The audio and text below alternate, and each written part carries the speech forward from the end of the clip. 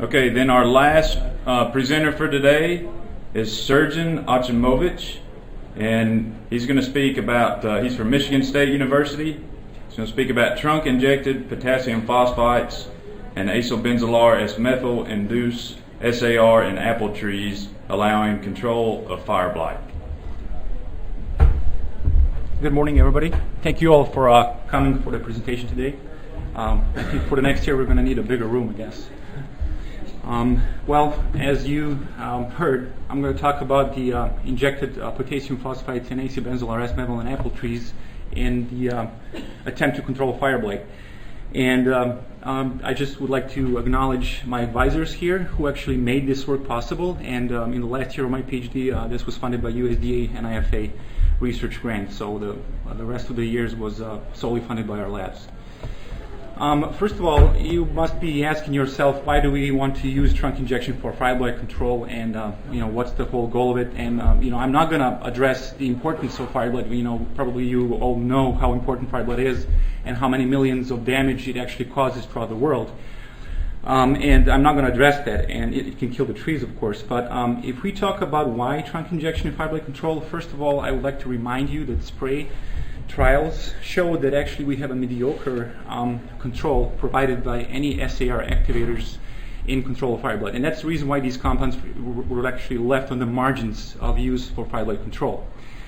And injection, it seemed to us, was a way to increase the efficiency of these compounds, and that's why we wanted to investigate it.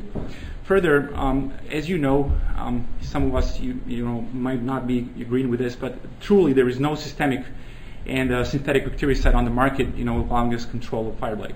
And that's why, we wanted to use injection, because if you formulate the compound the right way, this compound could really move and accumulate in the canopy and provide a certain control and activate resistance. Further, if we use spray, as you know, it creates drift, and this drift can range between 40 to 70% depending on the machine that you're using. And it requires the use, in this case of this disease, it requires the use of forecast models that are really complicated, and a lot of growers really do not have a kind of a connection with that. And this requires timely application. The information for forecast models allows timely application, and it's not so uncommon to see growers who miss the time to treat. And we think that if we can use injection, first of all, we can reduce the amount of pesticide drift in the environment. And that could also add to reduce the unnecessary sprays, because research on insecticides and other fungicides in landscape management showed that actually whatever you inject has a longer persistency and activity. And therefore we wanted to explore this and see if we can use this concept to see if we can combat fire blight better. And finally, as you know, fire blight is a difficult pathogen to control, and we can only apply preventative treatments to do that. There is no curative control. And so far, research has shown on other systems, such as citrus, that if you use injection of antibiotics, there is a possibility for curative control. And there is a potential that we could develop this technology to actually cure the diseased orchards.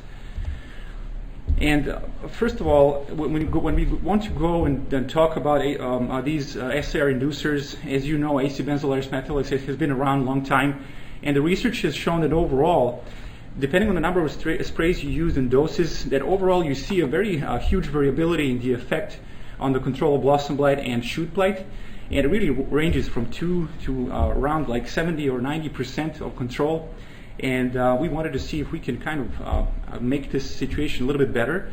But overall, we did see that first, there is no research on injection of SAR inducers. And there is no evidence that injected Actigard, for instance, acibenzolar-S-methyl, can activate SAR in the apple trees to aid the control of fire blight. The only research that is existing here is on the prohexidine carboxylic acid injection and mono and dipotassium sulfophosphoric acid injection.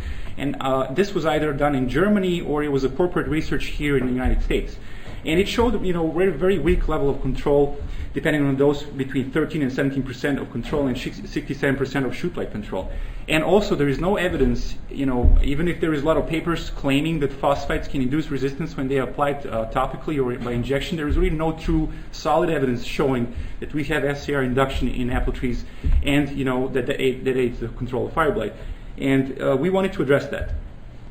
And thus our objectives were to demonstrate whether anything that we inject that is SAR inducer can actually upregulate the PR protein genes or significantly express the PR1, PR2, and PR8.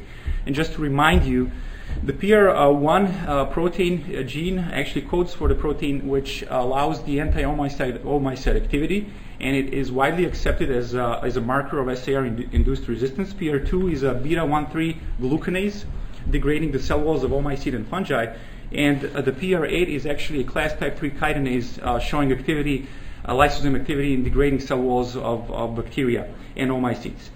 And then the second objective was to demonstrate whether we have, whether our injection, trunk injection, actually can enhance the effect of the plant resistance activators in fire blight control. And in 2012, we used inoculation, and we imposed 5 times 10 to the 6th CFU per mil inoculation at 80% bloom. And in 2013, we used much less, 0.7 times 10 to the 6th, also at 80% bloom. And just to briefly show you the injection, last year I've talked a little bit more about the injection, but this is a system that is widely used in landscape management services for plant protection. And what we did is we actually drilled the port, which was an inch deep, with a 3/8 of an inch drill bit, and then we sealed those these ports with plastic plugs, through which you have a silicone septum, and you inject the compound inside, and then the compound redistributes from there into the canopy. And what we did in 2012 when we initiated an experiment, we had an idea to inject twice. And what we wanted to do is we wanted to inject roughly 2 weeks before full bloom. So we kind of shoot it for that time, and we injected on 26 March. It was a very early year for Michigan, very early start. And the second injection was actually designed to cover the shoot blight stage. So one of the first was for the bloom blossom blight, and then the second one was for the shoot blight injection. And you can see here we had a water injected control. We had Actigard 2 doses, single injection and double injection. We had phosphites, or potassium sulfophosphoric acid, and we had a standard agromycin or streptomycin sulfate. And all these doses are shown here. And usually they have been based on the total seasonal dose that certain orchard can receive per acre, or we used, in the case of agromycin, a single spray dose. And we actually calculated that by dividing that total dose per season per 250 trees to get actually how much per one tree is going to get for injection. And this is the results we got. You can see that blossom blight incidence in the water injected control was around 50%. So 2012 was not really favorable for fire blight. We only had around 50% of infection. However, we did see a significant reduction provided by Actigard on the blossom blight stage. And however, the most successful were phosphojet and agromycin. And you can see that the shoot blight incidence, since the pathogen did spread from the flowers onto the shoot blight incidence was successfully reduced only with phosphojet and agromycin. And this was really impressive because we have seen 60 to 70% reduction on this state. And from these same trees, we collected leaves, okay? And what we have done is we conducted qRT-PCR to actually measure the levels of the PR1, 2, and 8 protein genes, measured levels actually of our RNA there. And what we have found is that on the 5th April, so very early, 9 days after we injected, we have seen that the PR protein genes have been upregulated by injected Actigard at both doses, but we didn't see anything for phosphites. Only PR8 was upregulated, and we did see some background upregulation of the genes in the non-injected, non-inoculated control. So that kind of tells us that certain other processes are happening, and most likely the infection that was spreading on this control induced resistance as well. And then in 2013 we said, okay, let's do this again and see if we're going to get a better conditions. And we had the same concept injected on the 1st May to shoot for the blossom blight control, roughly 2 weeks before, and on the 22nd May for shoot blight control. And we used roughly the same doses, and you can see here I'm showing the non-injected, non-inoculated control, which in 2013 did show much more infection. So what we got is we did see that all the compounds that we injected provided significant reduction of fire blight in 2013. However, the level of control was really not as acceptable as you would expect when you use sprays. And this is a solid result because it shows us that within this time frame, when we inject, we do see a significant reduction. And you can see that on the this is just showing you what was the disease pressure on the surrounding trees that were not inoculated. Further, as I said, we also rated the disease incidence on the shoots, and we can see the similar effect. However, at the first time of the disease rating, we do see slightly better effect of our injected compounds, and over time it kind of fades. And the reason why we think this happens is that we have a slightly better incidence control, specifically because the shoots have much bigger transpiration area, and they are able to draw and accumulate much more of the compounds in the shoots than in the flowers. And that's why we have a better starting point here. However, when we go forward, the reason why the effect most likely weakened, we think, is because the leaf mass is increasing rapidly.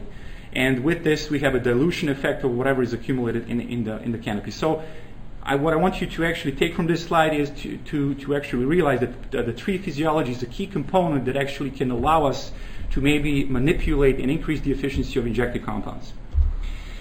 And we also collected leaves from these trees, and we conducted, of course, the qRT-PCR to quantify the RNA of these genes, and we have found solidly, again, that Actigard induces PR1, 2, and 8 protein genes.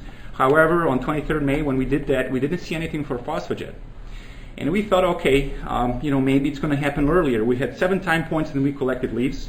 And lo and behold, on the 31st May 2013, roughly 10 days after our injection, we have a PR protein gene expression in the case of phosphites. So phosphaget, they really did show all the 3 genes upregulated, however, at different time in comparison to Actigard. And this is something really nice because this is going to be, I'm going to publish this, is going to be a first publication showing validly that we do have activity of these compounds through this mode of action of inducing SAR, which none of the papers from throughout the history that indicated this did not show. And with this, I would like to offer a couple of conclusions that in the year 2012, when we had a medium disease pressure, we did provide overall control between 30 to 70%. And overall, we do see a little bit more stable level of control in this case when we inject the compounds than in the case of the spraying. And in 2013, when we had a higher disease pressure, we had a blossom volume reduction around 19 to 20%, and shoot blight reduction 30 to around 20 to 30%. And as a take-home, I would say that Actigard and phosphaget did show significant upregulation of genes, proving the systemic acquired resistance acquisition in the tree after we inject the compounds. And this is the first report, and actually the first work that has been done to show this on the mature apple trees. Everything else that I have read has been done on saplings or seedlings or something like that. This is the first report that shows it on the mature trees. And as a recommendation, most likely for the next experiments that I'm going to do, is actually I will definitely recommend people to know more about the tree injection, about tree physiology to be able to inject trees, and to inject earlier to increase the efficiency of these compounds, to allow more translocation of compound to get better efficiency. So with this, I would be glad to answer any questions, and thank you for your attention.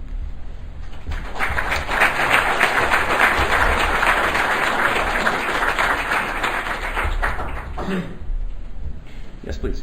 Did you see control on all the disease? Sure. So the question was, did I do experiments to try to control other diseases? Yes. Within my PhD research, I have also done extensive experiments trying to optimize control against apple scab. And it's far much more difficult pathogen to control. We did see significant differences. And, I had a poster last year, and you can access that poster on my ResearchGate to get more data on it. Right. Yes, please. Those trees are perennial, and I would like to know how you determine the time of injection. So the question was, did the trees were perennial? I'm sorry? Yeah, they are perennial, right? Yeah, of course, apples are perennial. Yeah. And how do you determine the time of Sure. So based on the literature, the best time for injection would be you should shoot at the time when the transpiration in the trees is the highest, and the transpiration occurs from the moment of bud break, and it's very intensive all the way until the shoots develop and form a terminal bud. In the apple case, it actually very gradually declines towards the end of the season, and somewhere at the end of August and beginning of September, it's really the lowest. So you basically have that time, to catch that wave of transpiration of the tree and evaporation to inject. And that's for in the case of the apple scab, we have seen that the most crucial time point to inject is in spring, not in fall. This is definitely xylem. Most of the injection systems that have been used in the landscape tree care is specifically targeting xylem because that's the most conducive tissue for sap. Yes, please. That's the last question.